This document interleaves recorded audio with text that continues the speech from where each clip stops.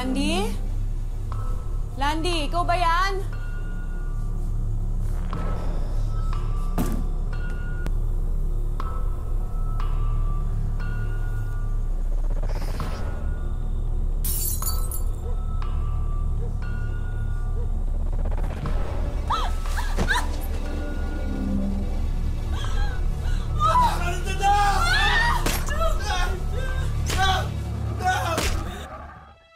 Matutunghayan po ngayong hapon ang kwento ni Lenny.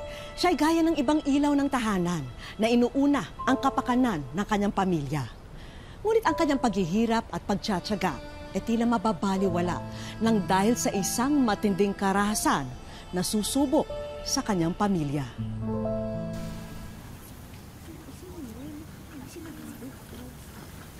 Aba, si Lenny, asinsado no ha. Nagsawa ka na ba magtrabaho sa Saudi? Hindi naman ho. Nakaipon lang. Balita ko, matatapos na yung bahay niyo ha. Mabuti yan at puso ang nakawan ngayon. Oo nga ho eh. Sabi ho ng mister ko matatapos na daw yung bahay. Kaya, eto, umuwi na ho ako. Ay, punta ho pala kayo sa bahay mamaya. May konting salo-salo daw ho. Sige, sunod na lang kami.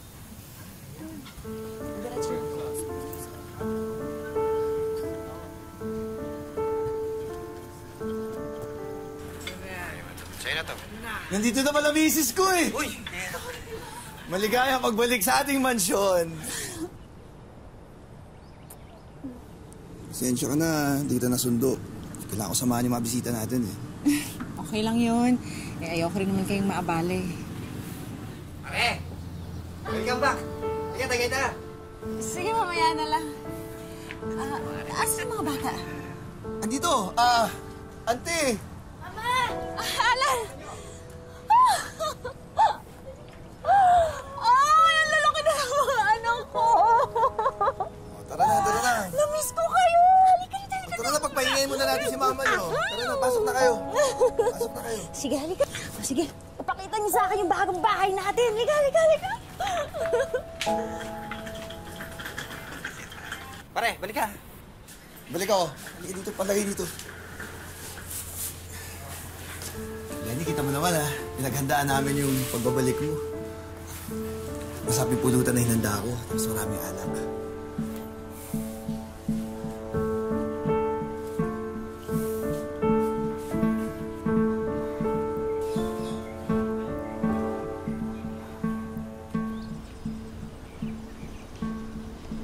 Uy, kanina pa kita pinapatawag ah.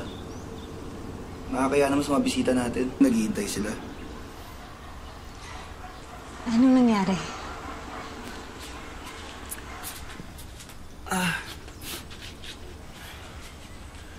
Ano ibig mo sabihin? Di ba sabi mo patapos na yung bahay? Bakit ganito? Ganito? Maayos naman ah. 2 taon akong nawala pero parang wala pa rin pinagbago yung bahay. Saan napunta yung mga pinadala kong pera? Eh di dito, sa bahay.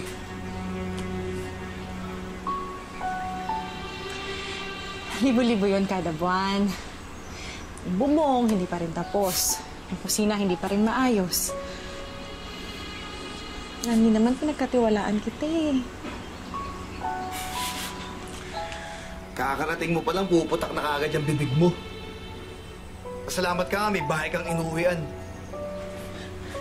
Landy, huwag ka namang magalit.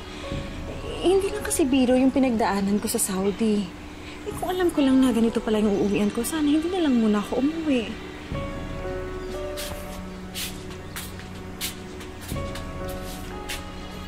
Eh kung ganyan lang yung pasalubong mo, sana hindi ka na lang umuwi.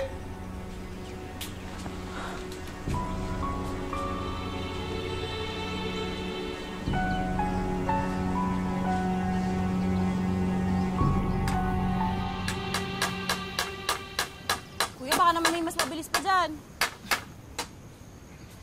Hoy, ano yan? Aga-aga, ingay-ingay ah. Pinapagawa ko kasi yun dati pa dapat na naayos mo. Hoy, Lenny. Aga-aga, binibigyan mo ako sakit ng ulo ah. Ako? Eh kung hindi ka kaya nag-inom kagabi, edi sana hindi masakit ulo mo ngayon. At hindi mainit ang ulo mo ngayon. Tama? Sana, kung di ka gabi-gabi dumadakdak, di ako gabi-gabi umiinom. Ako na naman.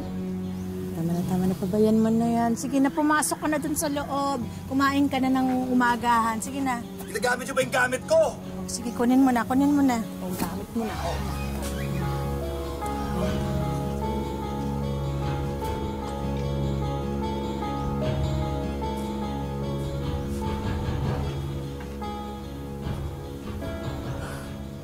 Ano, Manong? Kano pa bang babayaran ko dyan? Ito po, ma'am. Ito pa ho lahat ng babayaran ko. Baka naman ang pwede humingi ng tawad. Wala na kasi akong budget eh. Pasensya naman, ma'am. Yan ho talaga yung halaga eh.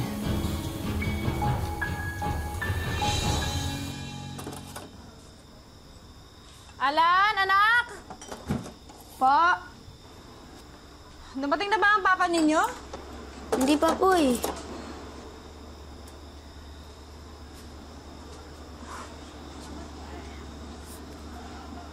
Anak, nung wala ba si Mama, lagi rin wala ang papa ninyo? Okay ka lang ba, Ma? Hindi ko na alam kung anong gagawin dyan sa papa ninyo eh. Pero huwag ka mag-alala. Okay lang ako. Sige na.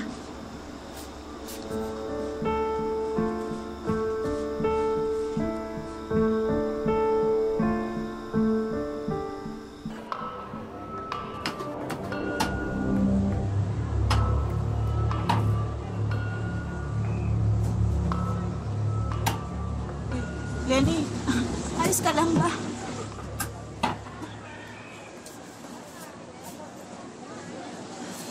Problema nga ako, auntie.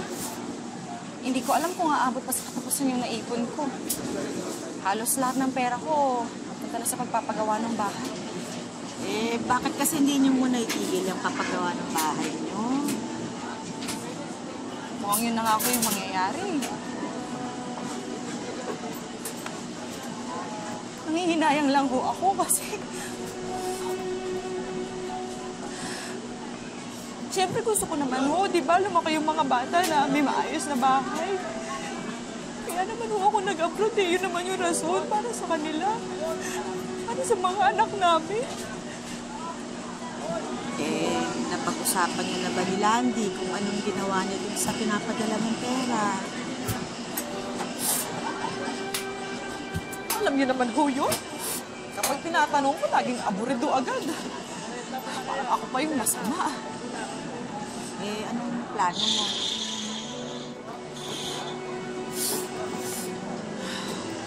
Naisip ko nga ako, mag-DH na lang ko kaya ako ulit. Okay. Oh, Ayan, nandiyan na si Mrs. Ibibira ka na namin makasama niyan. ha, ito ba yung mukha ng mukhang under? Tingnan yung mabuti to. Ha, Di ba nga si Mrs. yung nagkatrabaho sa inyo? Eh di, siya yung masusunod. diyan kayo nagkakamali. Ang lalaki na susunod sa pamilya. Ako pa rin nagdidesisyon. Sino protekta sa kanila pag nilooban yung bahay namin? Hindi ba ako? Hindi naman si Lenny, di ba? Sandali lang, ha? Nako, sinasabi ko na nga ba. Diyan si Commander. Landy, pwede ba tayo mag-usap? Bakit? Ano ba yan? Sandali lang naman to eh. Ikaw, Lenny, hapon na hapon, pinapainit mo ulo ko. Ako na nga eh. Hapon na hapon, nandiyan ka na naman nakikipag-inuman. Baka hindi mo alam said na yung pera natin. Pero ano, wala ka pa rin ginagawa, hindi ka pa rin nagtatrabaho. Ikaw yung bunganga mo, tumigil ka. Huwag mo papayayin sa harapan ng mga kaibigan ko, ha? Hindi kita pinapahiya, ah. Sinasabi ko lang yung totoo na sumusobra na yung bisyo mo. Sana naman matauhan ka na. Tama na. Sa loob pag-usapan to. Ito na, Lenny. Pero tama na. Di, auntie, hirap na ako. Kailangan niyong malaman to. Hindi ko na alam kung saan tayo kukuha ng perang pangkain natin. Sino ba nagsabi sa'yo pakainin mo ako? At sino magpapalaman sa mga anak natin, ha? Ikaw! Ikaw na walang ginawa kundi uminom araw-araw, gabi-gabi! Pare! Ikaw, huwag kayo mag-alam! Kailangan malaman ng babaeng to kung sino masusunod sa pamamahay namin! Pamamahay! Yan! bahay na yan ang pinagmamalaki mo! Nasabi mo ipapagawa mo! Yung pinag-ipunan ko at pinaghirapan ko na hindi ko alam saan mo dinala! Halos maputput yung kamay ko! Akalinis na mga kumbeta sa Saudi! Pero wala pa rin nangyari! Hindi ka susubukan mo! Yung subukan mo! Ha? Tama mo! Cool ka lang! Cool ka lang! Dito ba naman nagkukulo ka? Cool ka lang! Tayo mo na. Nalautang na loob, balikan na. Dito na. Dito na tayo. Pre, ano? Cool ka lang! Kawahan!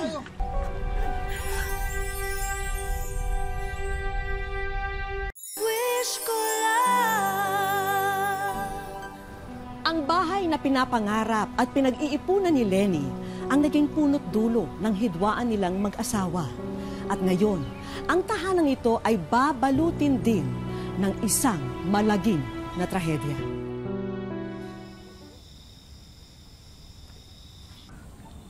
Lenny? Lenny? Sana naman ba si Landy? Baka ho, kasama na naman yung mga kainuman niya. Alam mo, kailangan itigil na itong away kayo ng away mag-asawa eh, ha? Hindi pwede away kayo ng away, ha? May bahay nga kayo, bangayan naman kayo ng bangayan. Siya naman ho yung may kasalanan eh. Siya yung pabaya. Sige, nandun na tayo.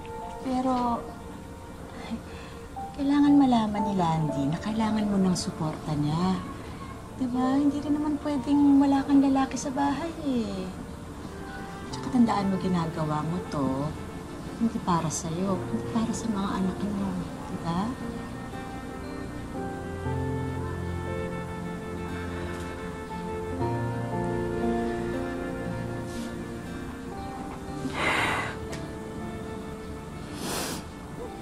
Andy, ang gusto ko lang naman kasi sana naiintindihan niyo kung saan ako nang gagaling, di ba? Dapat naiintindihan niyo ako. Sige.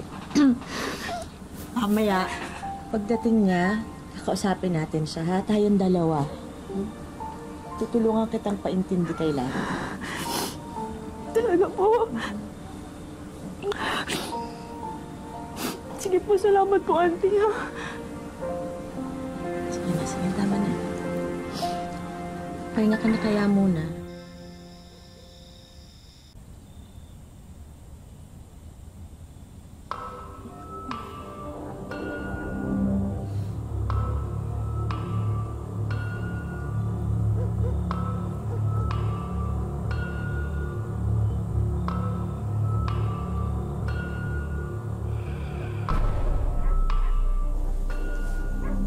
Landy? Landy, ikaw ba yan?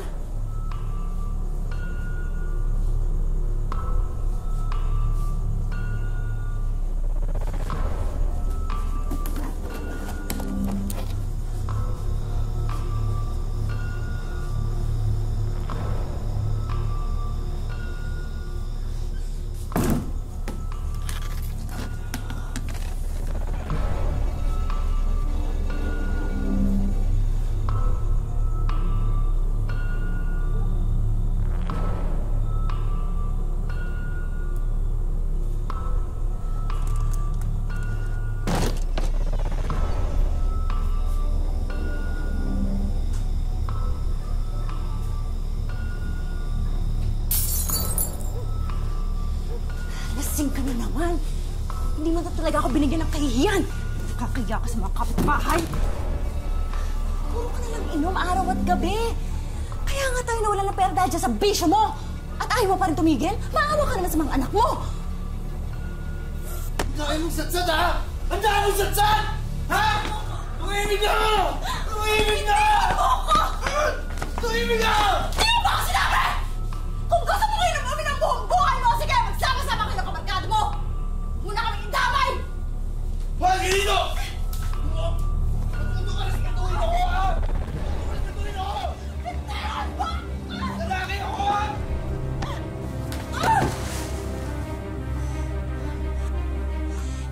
nga kayang gampanan yung pagiging padre di pamilya mo? Pabigat ka pa? Lalaki ka ba talaga, ha? Wala kang kwenta!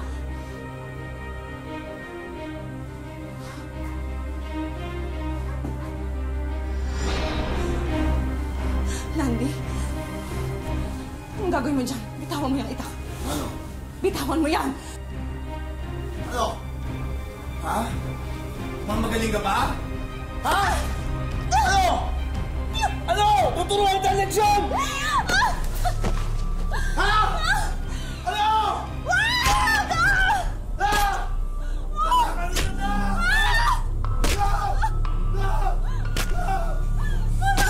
Papa!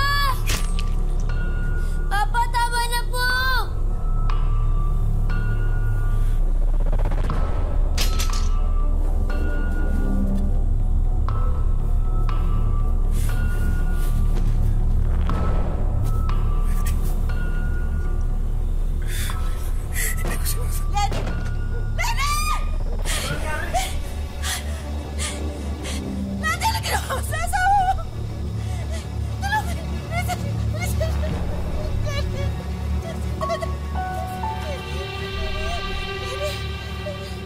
Lenny!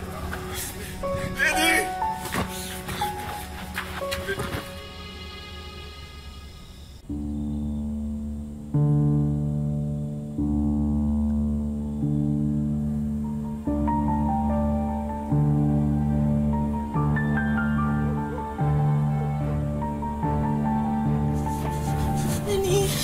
Masyado nang malalim ang natamo ng sugat ng braso niya.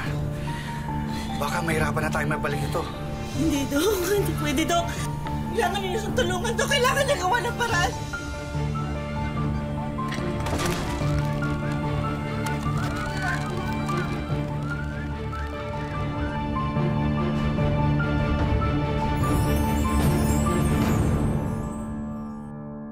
Wish ko lang.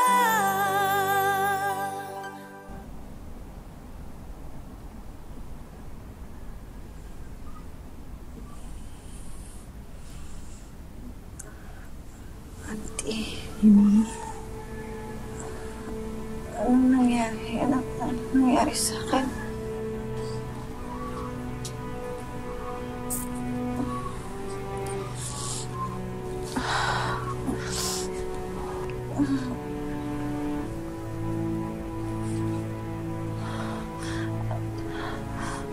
Auntie, bakit? Bakit? Hindi ko magalaw yung kamay ko. Auntie, anong nangyari sa akin? Muntik nang maputol yung braso mo, mabuti na lang mabilis na agapan.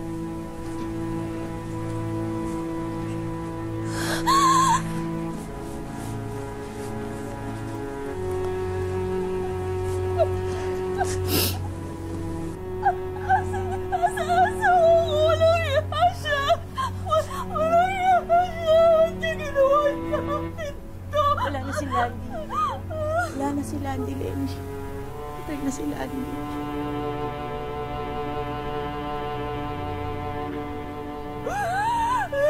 Hindi mo ayos na. Nakunin na sana pinatay na lang niya ako.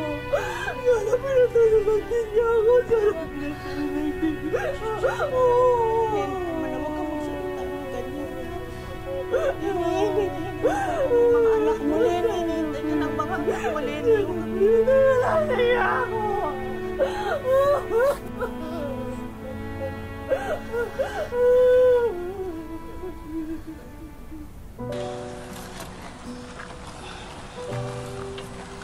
Ilakang mula.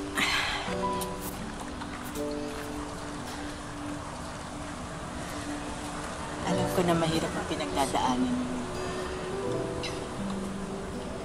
Pero sana, isipin mo palagi, hinihintay ka ng mga anak mo, ha? Kaya kailangan mo magpakatatag. Binigyan ka ng Diyos ng isa pang pagkakataon. Kaya huwag tayong mawawala ng pag-asa, ha?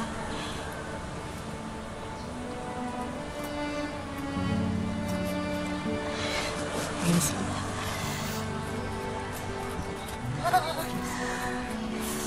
Akala namin hindi ka na babalik? Nandito na ako ulit. Nandito na ulit si Mama.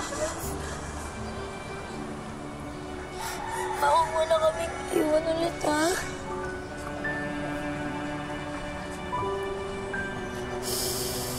Hindi na ako ulit aalis. Hindi ko na kayo ulit iiwan. Sorry ha. Sorry sa lahat ng mga nangyari.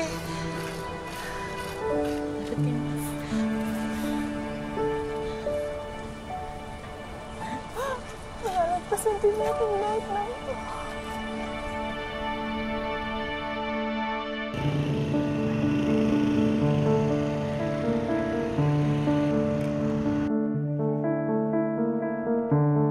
Isang taon na ang nakalipas mula nang maganap ang malagim na insidente kay Lenny. Halos maputol na raw ang kanang kamay niya. Buti na lang at naagapan agad ng doktor para ikabit ito. Ngunit hindi na raw ito nagagalaw ng gaya noon. Sa pagkataga po kasi sa akin sa kamay ko, nakaganito po ako, na nakatihaya po ako matulog. Hindi ko naramdaman yung pagkaputol. Yung tatlong daliri ko lang po kasi ang gumagalaw. Ang dalawa, hindi pa. Kasi yung buto, yung mga ugat, hindi pa nagkadugtong. Tapos gitry nila gumagalaw, sabi ko masakit po, no? 28 tagaraw ang natamo ni Lenny at himala raw na maituturing at buhay pa siya ngayon. Lagi ko sinasabi sa kanya na, Auntie, ayaw ko na po pag-usapan kasi masakit po. Parang bumabalik po ang lahat. Binigyan ka pa niga ng second chance na mabuhay. Alam mo, malalampasan mo yung lahat. Huwag kang susuko. Mula noon, nakasalalay siya sa tulong ng mga taong nagmamalasakit sa kanya. Ay, sa pagkain po namin, mahirap po talaga. Binibigyan lang po kami kung anong meron sa pamilya ko. Inahatiran po kami. Tapos minsan po, hiya na rin po ako. Pero sabi nila sa akin, huwag yan ang isipin. Isipin mo, nagagaling ka pa, mag-pray ka. Hindi man mabura ni Lenny ang mapait na kabanata ng kanyang pamilya. Pilit pa rin siyang lumalaban para mabago na ang kapalaran nilang mag-iina. Bumabalik sa kanyang alaala ang mga pagtaga ng asawa niya. May traumatic siya. Mahirap po. Pinipilit ko po yung sarili ko magtrabaho, magkilo sa bahay ko hanggat yung makakaya ko po.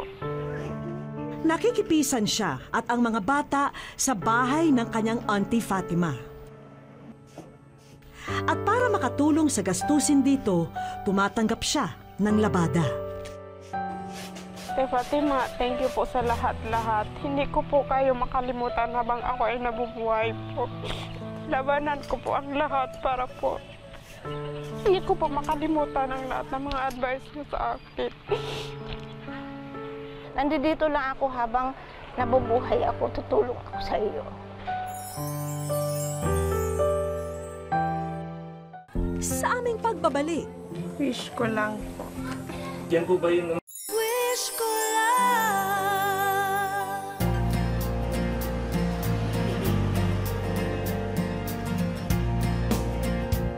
habang abala sa pagliligpit ng mga gamit sa eskwela ang mag-iina, isang package ang pinadala para kay Lenny. Ako po. Hello po. Magandang hapon. Ikaw po ba si Nele? Ako po. Hindi lubos maisip ni Lenny kung kanino nagmula ito. Gamit po ng mga bata. Isa-isa nang tinitignan ni Lenny ang laman ng padala. Masaya po. Kasi ngayon lang po ako nakaano ng ganito. Hanggang sa bumungad sa kanya ang isang photo album. Nakalakip dito ang mismong liham na ipinadala ni Lenny sa Wish Ko Lang. Dear Sir, maawis ko lang. Ako po si Lenny, Lamigan, Takpan. Wish ko lang po. Sobrang happy po. Kasi nakakatulong po kayo sa mga anak. Lalo na po sa aking mga anak. Natutuwa rin kami sa pagpunta ninyo sa amin. Maraming salamat.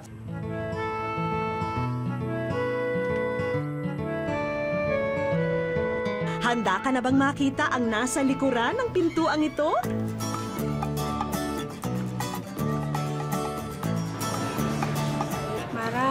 Maraming salamat po sa wish ko lang. Ang una naming sorpresa para sa mga bata.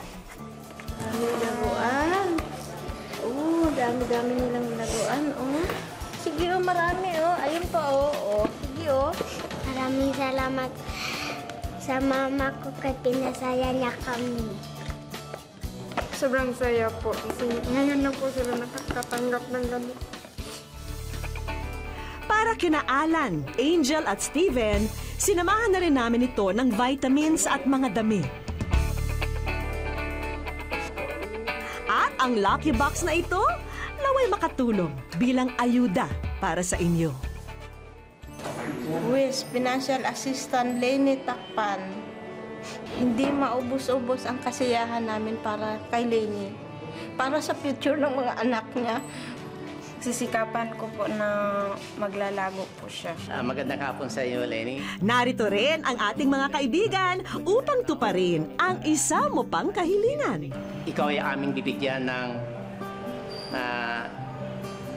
scholarship galing sa TESDA. Ikaw ay magkakaroon ng libreng training sa gusto mong skills para sa iyong kabuhayan. Startup capital, may allowance, at saka libreng assessment. Yung assessment po, alam nyo, yung nagpapatunay na kayo po ay kaya nang gumawa ng kabuhayan bunga ng inyong natunan sa pagsasanay sa TESDA. Maraming salamat. Wala pang ano yan. Hinto ka na rin sa paglalabada ha, dahil may bago ka na ring pagkakaabalahan na kabuhayan. Malaking bagay po na makatulong po sa akin mga anak. May mapait man na yugto ang mag-anak ni Lenny. Hindi pa huli ang lahat para maghatid pa rin ng liwanag ang ilaw ng tahanan. Dahil ang isang tahanang tunay na masagana, binubuo ng pagmamahalan at pagpapahalaga sa pamilya. Hanggang sa muli mga kapuso, ako po si Vicky Morales at ito ang Wish Ko Lang.